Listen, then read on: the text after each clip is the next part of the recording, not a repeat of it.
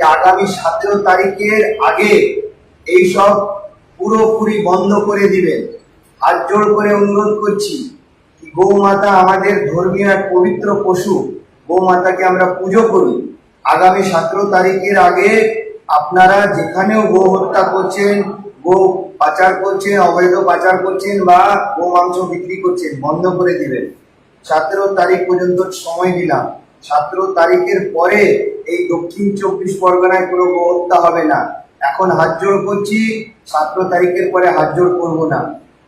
আমি অভিজিৎ চন্দ্র দাস, হিন্দু সুরক্ষা সমিতির রাজ্যের প্রভারী। আজকে দক্ষিণ 24 পরগনা হিন্দু সুরক্ষা সমিতির জেলা কমিটির তত্ত্বাবধানে আজকে এখানে আমরা গোচরণে একটা বিশেষ সভা আয়োজন করলাম এবং আজকের সভা থেকে যারা গো হত্যা করেন, গো পাচার করেন বা গো মাংস দোকান চালান, আপনাদের জন্য হিন্দু সুরক্ষা সমিতি একটা সতর্ক বার্তা দিচ্ছে যে আগামী 17 তারিখের আগে এই সব পুরোপুরি বন্ধ করে দিবেন।